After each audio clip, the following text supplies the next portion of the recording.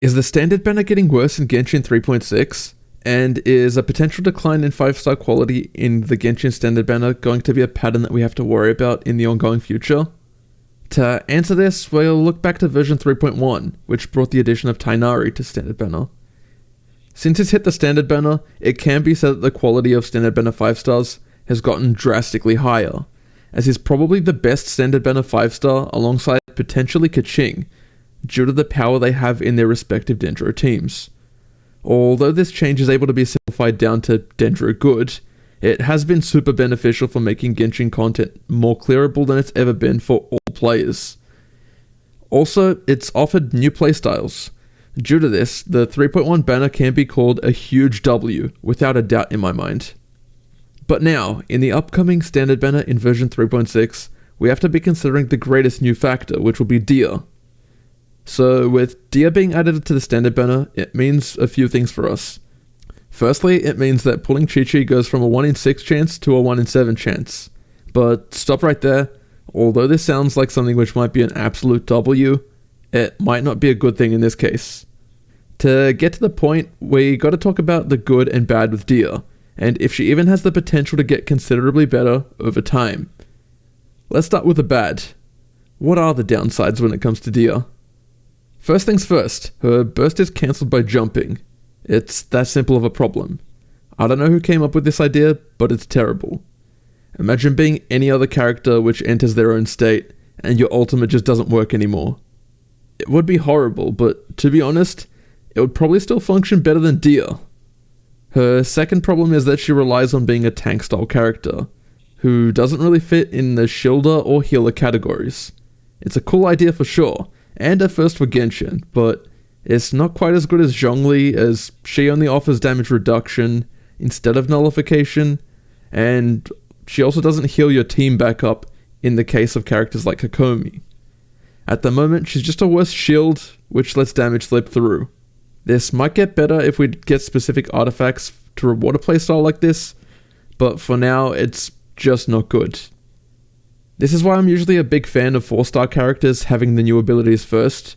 It provides a gateway test which allows us to tell whether a playstyle is viable or not. An example of a 5-star which is based on a 4-star could be Yelan, which is based on, but different, to Xinqiu. Or similar case with Kazuha being generally better Sucrose. It doesn't ruin the entry to play strong teams, but instead it lets you mix up the playstyle and have fun with characters that can dish out some damage.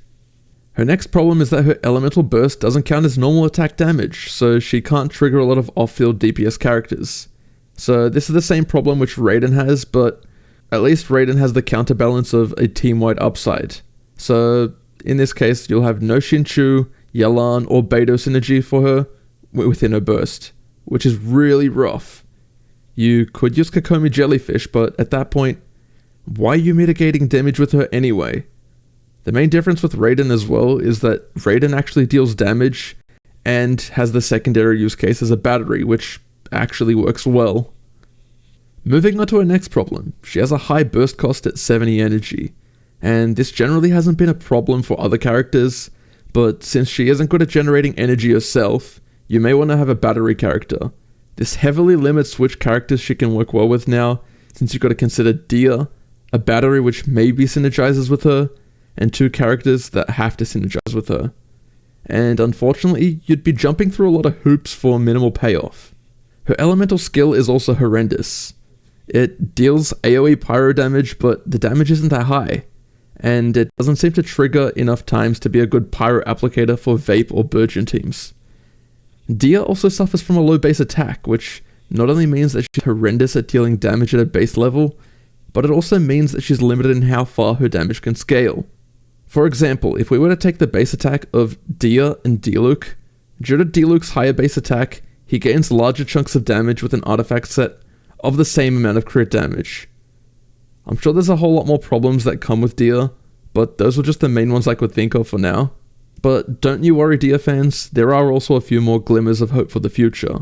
So what are those possible ways that she can get better in the future? Now, the first point for her is super unlikely, but I thought I'd mention it since it's happened one time before, and this would be if they removed literally any problem mentioned in this video. But to be real, that's probably never going to happen, They've only ever buffed one character in the past, and that was Zhongli. And that was caused due to an outcry everywhere. Most importantly, in their target audience of China. This was an unprecedented event for literally an Archon. I could see it happening again if maybe another Archon was weak, but for Dehya, I just don't see it happening. Then there's the more likely way she might get better in the future. This would be if she gets a good artifact set. Again, like I said, this is the most likely way for her to get better in the future. It would be super simple. It just has to be anything which fits her tank gimmick.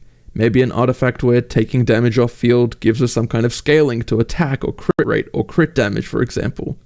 Since no current artifacts fit her super nicely, this is a pretty likely outcome, as we've seen with characters in the past like Kokomi. As soon as she got the Ocean Hued Claim artifact set, she could use her healing abilities for healing, but also to generate damage.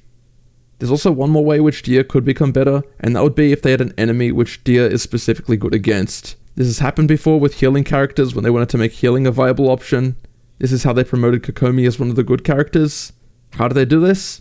They added Rift Hounds. Rift Hounds inflict corrosion, which deals damage over time and ignores shields. In this way, people would have to slot in a healing character like Kokomi, and it would actually make her really good and useful for that type of content.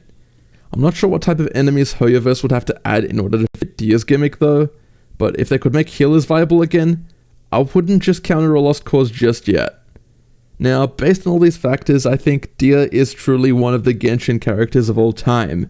But in all seriousness, I think she'll eventually be better than Chi-Chi, but I'm not very optimistic on her actually being very good. I will say though, unless bad, unbaked characters like Dehya keep on getting added to the standard banner, and it's a pattern, I wouldn't be worried about the overall future of the standard banner, though I would say it's definitely getting worse in version 3.6, or at least until we get another standard banner update. And so because of that, I personally used up all my standard banner wishes before 3.6, as I just don't want to risk it.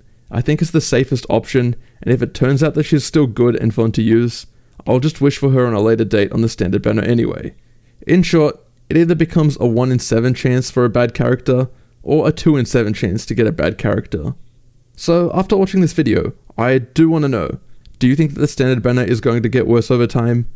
Are you going to be wishing before version 3.6 or after version 3.6? Let me know in the comments below. I'm genuinely interested in what your choice is and why.